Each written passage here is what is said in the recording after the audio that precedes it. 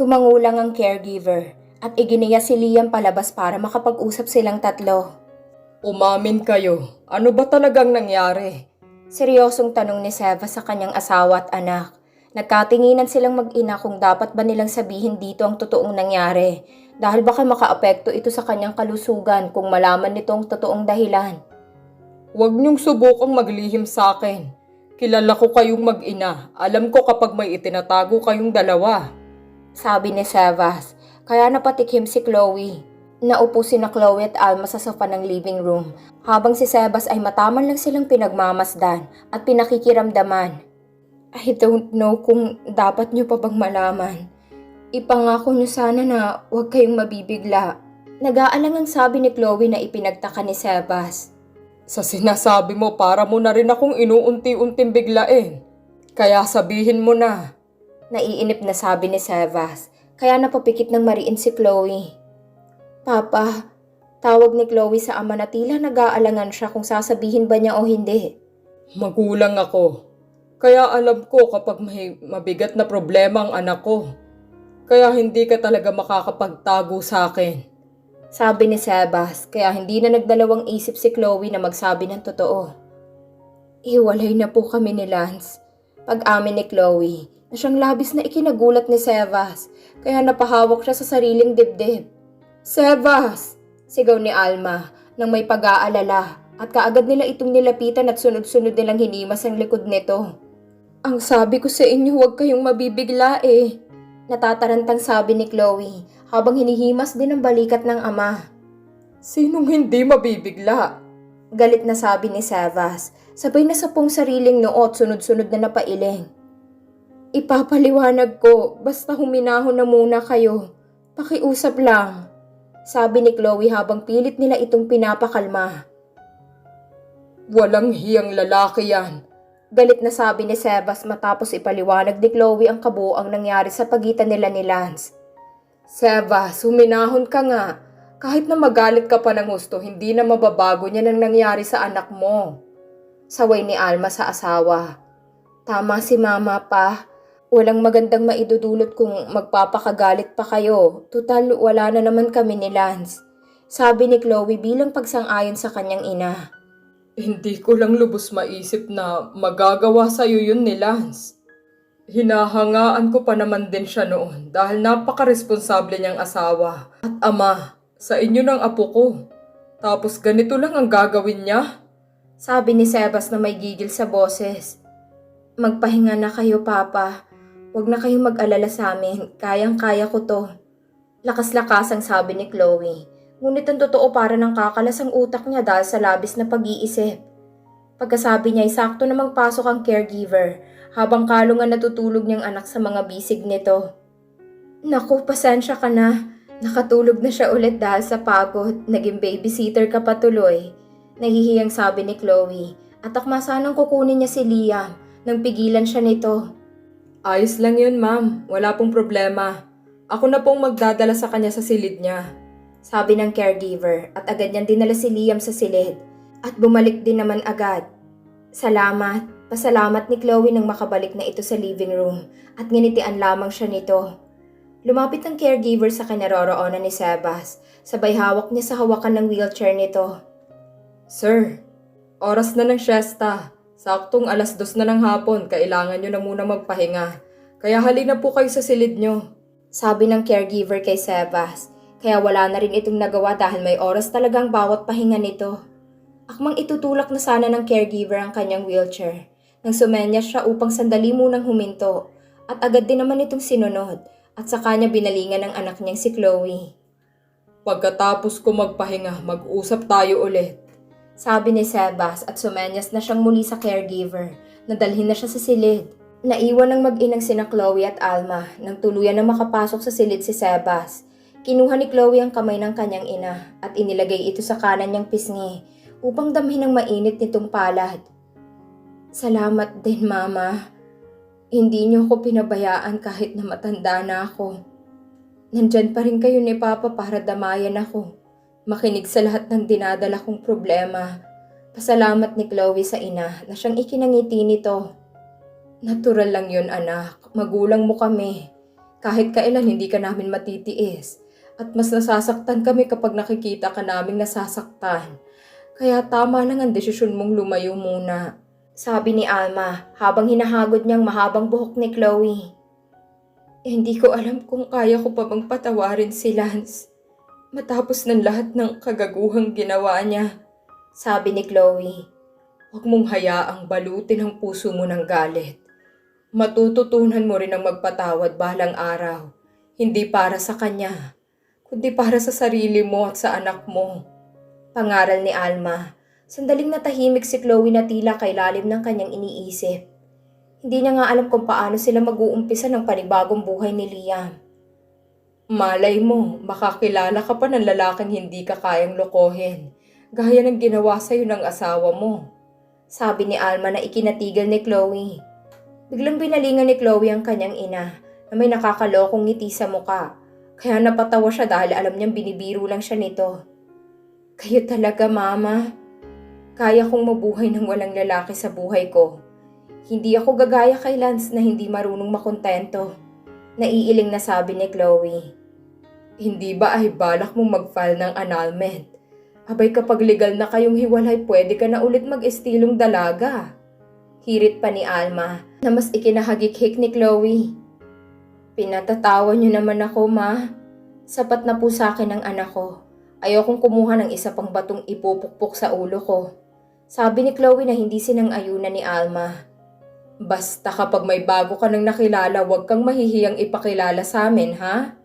Sabi ni Alma na ikinangiwi ni Chloe. Seryoso kayo dyan? Yan talagang una niyong naisip? Ang makapag-asawa ko ng bago? Hindi makapaniwalang tanong ni Chloe sa ina. O bakit? Walang masama dahil hindi naman ikaw ang nakagawa ng kasalanan. Si Lance ang makasalanan. Giit pa ni Alma. Tama na, Ma. Huwag niyo na siyang banggitin. Bumabalik lang sa akin lahat. Sabi ni Chloe. O siya, sige na. Maiwan na muna kita dyan. Tatabihan ko lang ang apo ko sa kwarto niya. Nang makaidlip din kahit sandali. At ikaw naman magpahinga ka rin muna. Sabi ni Alma at tumayo na. Tumayo na rin si Chloe at naglakad patungo sa labas ng bahay. Tahimik ang paligid dahil bihira lang lumabas ang mga taong nakatira din sa subdivision. Kaya kung titingnan ay parang nakakainip. Hindi kagaya ng bahay nila ni Lance, na lahat ng kapitbahay ay magigiliw at mga mahihilig bumati. Bukod tanging siya lang ang may bahay na tahimik dahil ayaw niya talagang makisalamuha. Naupo si Chloe sa bakanting upuan malapit sa garden. At tanaw mula rito ang bahay ng mga katapat nila dahil open ang gate. Nakatanaw siya sa malayo nang bigla siyang napalingon nang may tumawag sa pangalan niya. Chloe, is that you? Sigaw ng boses ng isang lalaki. Kaya kunot noong napalingon si Chloe sa pinanggalingan ng boses. Naningkit ang mga mata ni Chloe na tila sinisino niya pa ang lalaki na bigla-bigla na lang sumisigaw. Who are you? Pasupladang tanong ni Chloe habang nakataas ang isang kilay. Nagulat pa siya nang bigla na lang itong pumasok sa kanilang bakuran at walang pasabing lumapit sa kanya. Ikaw nga yan, Chess. Hindi mo na ba ako tanda? Sabi ng lalaki ng tuluyan na itong makalapit na tila na mamanghang makita siya. Excuse me, I don't know you. Bakit ka ba pasok ng pasok dito sa bakuran namin nang walang paalam? Mataray na sita ni Chloe sa lalaki na ikinaawang ng bibig nito. Hindi ka pa rin pala nagbabago. Masungit ka pa rin. Sabi ng lalaki sabay napakamot sa ulo. Napa-arm cross si Chloe at pinakatitigan niya ang lalaking nagpipilit na kilala raw siya nito. Hanggang sa unti-unti niyang nasapong kanyang sariling bibig nang tuluyan niya na itong mamukaan. Troy? Gulat na banggit ni Chloe sa pangalan ng lalaki at wala sa loob niyang niyakap ito ng mahigpit. Long lost friend ito ni Chloe at simula bata pa lamang ay magkaibigan na sila. Ngunit nang maging boyfriend niya si Lance noong college, unti-unti na itong lumayo sa kanya hanggang sa hindi na sila muling magkita. I'm very sorry, Troy. Hindi kita nakilala.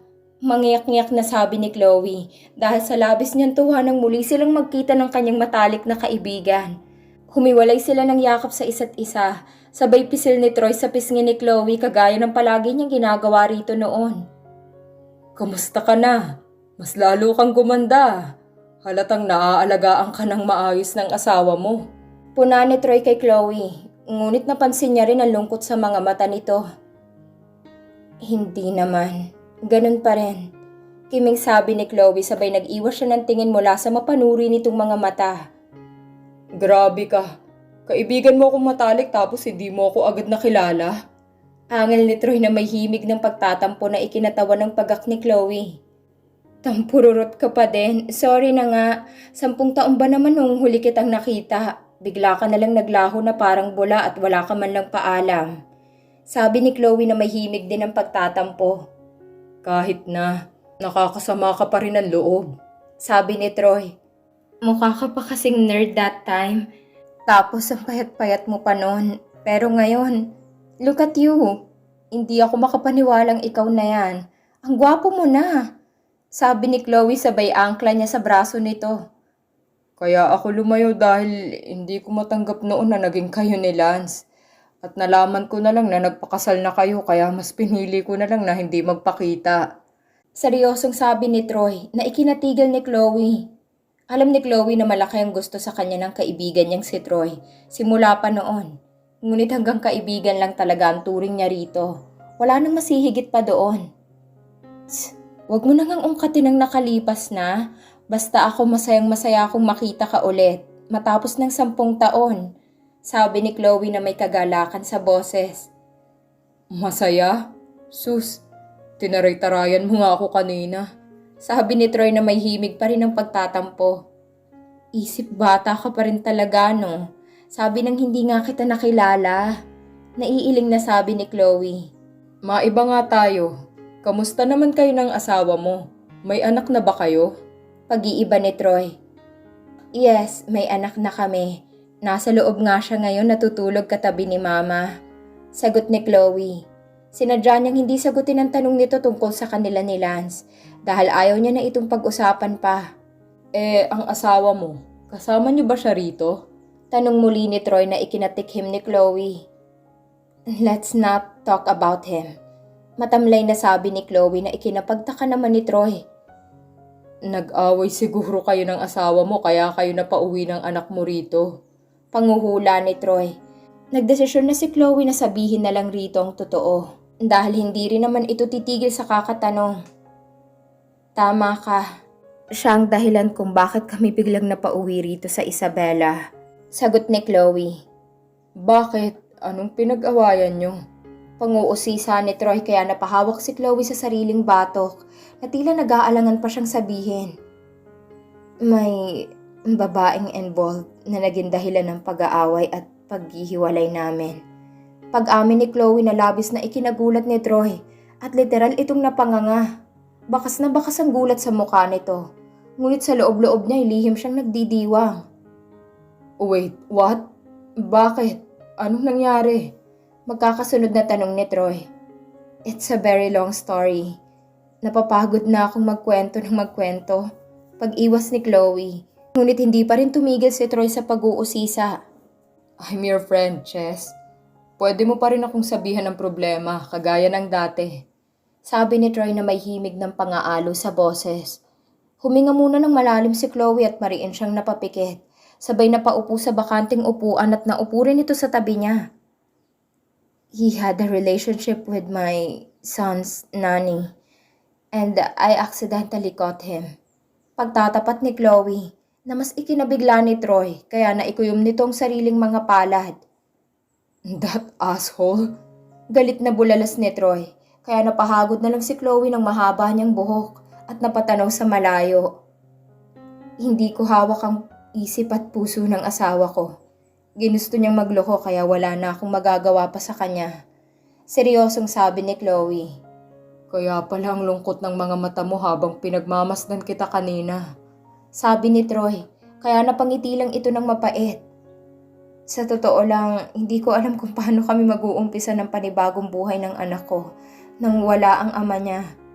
Sabi ni Chloe. Ramdam ni Troy sa boses ni Chloe ang bigat ng problemang dinadala nito. Dahil hindi nga biro ang magpalaki ng anak ng mag-isa. Alam kong kaya mo yan. Matalino at matatag ka. Kaya sisiw lang sa'yo to. At kung tungkol sa financially, pwede naman kitang tulungan. Sabi ni Troy para palakasin ang loob ni Chloe. Walang problema sa pera. Kay Liam ako nangangamba kung paano ko siya sasanayan nang wala ang daddy niya. Kung paano ko ba ipapaliwanag sa kanyang sitwasyon namin. Nababahalang sabi ni Chloe. Liam pala ang pangalan ng anak mo. Sigurado naman akong maiintindihan ka rin niya pagdating ng tamang panahon, pero sa ngayon, sarili niyo munang intindihin niyo. Sabi ni Troy. Muling huminga ng malalim si Chloe. Sabay na sa punyang nananakit niya ng ulo dahil sa labis na pag-iisip. You look tired. Magpahinga ka kaya muna sa loob. Sabi ni Troy na may pag-aalala, ngunit umiling lang ito sa kanya. Hindi rin naman ako makakapagpahinga dahil hindi titigil ang isip ko sa kakaisip kung saan ba ako nagkulang. Puno ng kalungkutang sabi ni Chloe. Relax mo lang kasi ang isip mo. Wala namang mangyayari. Kung mag-iisip ka ng mag-iisip, sige ka. Baka kumalas yan, ikaw rin. Biro ni Troy. Sana nga kumalas na lang para matapos ng mga problema ko. Nalalambot na sabi ni Chloe. Maling katwiran yan. Nagmukha ka tuloy mahina, may anak ka pa, kaya focus ka lang dapat sa kanya. Kahit gago yung asawa mo. Pangaral ni Troy. Sariwa pa kasi sa akin, Troy. Pero alam kong magiging okay rin ako. Sabi ni Chloe na ikinangiti nito.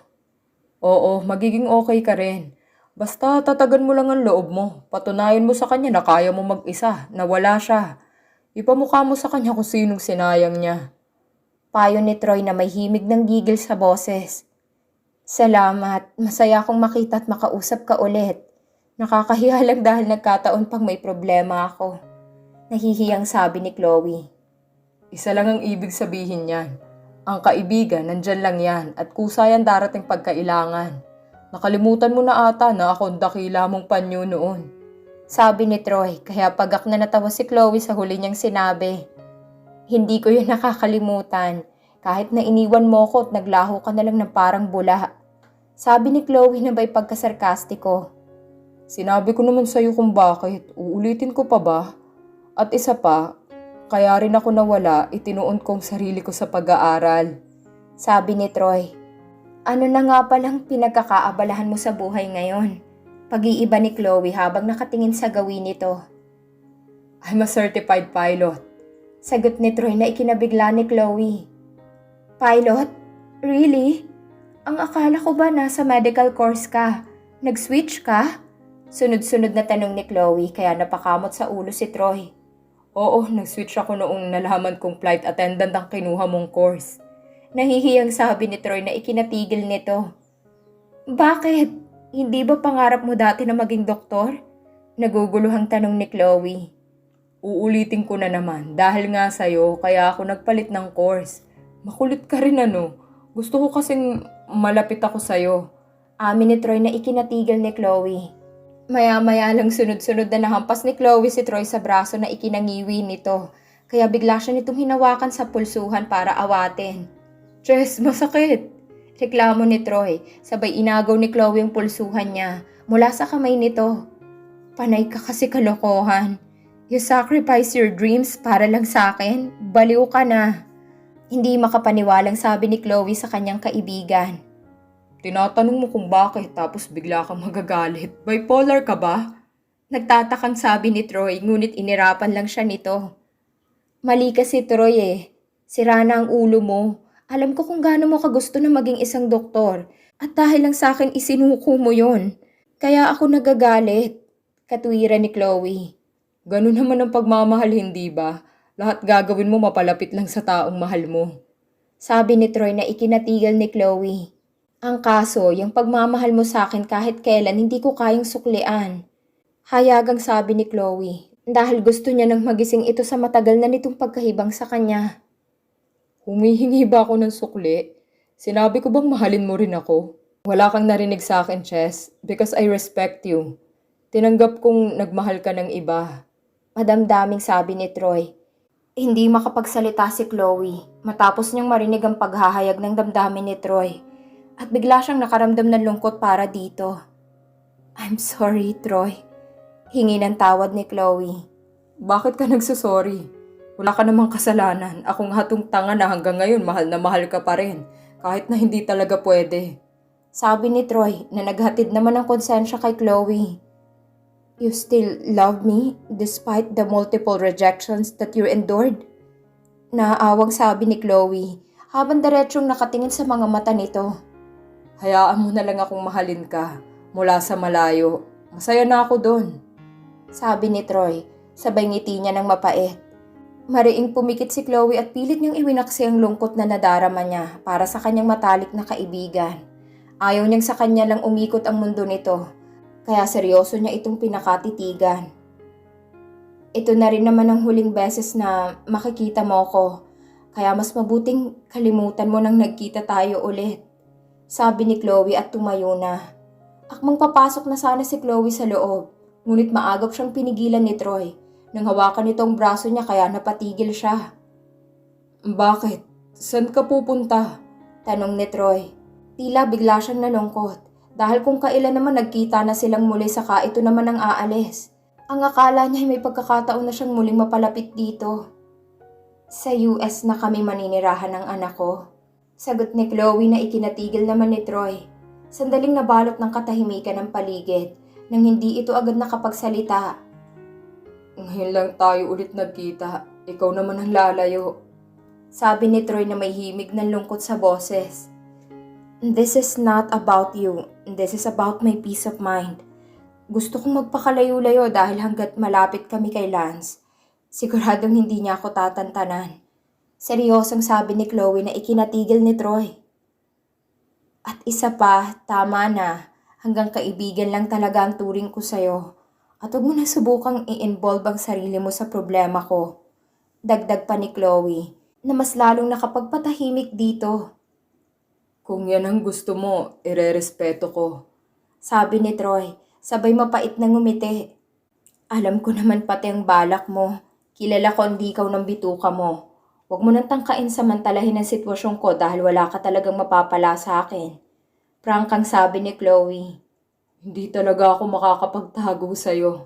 Sabi ni Troy sabay kamot niya sa ulo. Hindi ka talaga makakapagtago sa akin.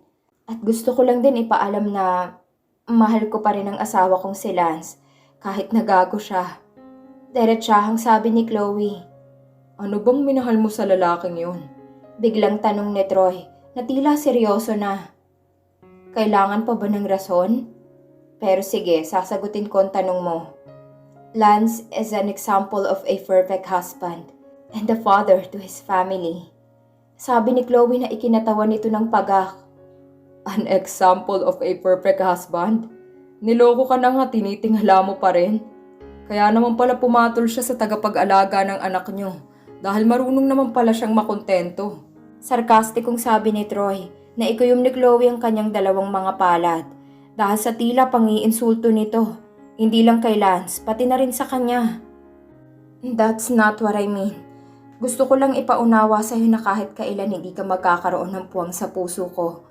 Dahil hindi ko para gayahin ang pagtataksil na ginawa ni Lance. Naiintindihan mo ba? Naaasar na tugon ni Chloe. Napahilamos na lang si Troy gamit ang dalawa niyang palad dahil sa rektahang pananalita ni Chloe sa kanya. Inaamin niyang masakit ang mga salitang binitiwan nito. Hinay-hinay ka naman ng pananalita, Chess. Nakakasakit ka na. Seryosong sabi ni Troy. Naiinis na kasi ako sa'yo, kanina ka pa hindi makaintindi eh. Irritable lang sabi ni Chloe. Kagaya nga ng sinabi ko, nirerespeto ko naman ang desisyon mo. Wala naman akong magagawa. Sabi ni Troy na may himig na ng pagsuko. Mas maganda na yung nagkakaintindihan tayong dalawa. Ayokong umasa ka na naman sa wala. Kaya dinediretso na kita para alam mo. Sabi ni Chloe na ikinasimangot ni Troy. Pero ang harsh mo magsalita, masakit ah. Reklamo ni Troy habang hawak ang sariling dibdib. Masakit ang katotohanan. Kung hindi ko pa sinabi sa yung mga bagay na yun, sigurado ako mag-a-assume ka. At sa huli, ikaw lang ang masasaktan. Pangaral ni Chloe sabay irap dito. Hindi ka pa rin nagbabago. Napakatalas pa rin ang dila mo. Nangingiwing sabi ni Troy. Kung hindi ako ganito, baka ni sarili ko hindi ko magawang maipagtanggol. Sarkastikong sabi ni Chloe. Kapag nasa US na kayo, pwede ba akong bumisita sa inyo ng anak mo? Paghingi ng pahintulot ni Troy. Ayan ka na naman. Hindi na naituloy ni Chloe ang sanang sasabihin niya nang muli itong magsalita. Bibisita lang, masama ba yun? Kapag lang naman halimbawang sa US ang destination flight ko, saka ko lang kayo mabibisita. Sabi ni Troy. Sandaling nag-isip si Chloe. Wala naman sigurong masama, total kaibigan niya naman ito. Sige, basta bisita lang. Naniniguradong sabi ni Chloe na bigla nitong ikinatawa. Masyado ka namang naging allergic sa akin. Wala naman akong masamang balak. Relax ka lang, Chess. Ako to si Troy, kaibigan mo. Sabi ni Troy na ikinatawa rin ni Chloe at pabiro siya nitong hinampas sa braso. Basta ipangako mong hindi mo na ipipilit ang sarili mo sa akin. Magiging maayos tayo. Sabi ni Chloe at matamis niya itong nginitian. Oo na nga, hindi ba? Sigurista ka masyado. Pabirong sabi ni Troy sabay napakamot muli sa ulo. Sige na, papasok na ako sa loob. Bigla na ako nakaramdam ng antok at ngayon ko naramdaman ng pagod. Dahil kahit paano nalibang ako gawa mo. Sabi ni Chloe na ikinangiti naman nito. It's good to hear that. Masaya rin ako na napasaya kita kahit na sandaling oras lang. Sabi ni Troy sabay pisil niya sa pisngi ni Chloe. Thank you. Hanggang sa muli na lang nating pagkikita. Paalam ni Chloe at akmang papasok na sana siya nang pigilan siya ulit nito. Hindi ba muna kayo magsastay rito ng ilang araw? Pahabol na tanong ni Troy na ikinailing ni Chloe.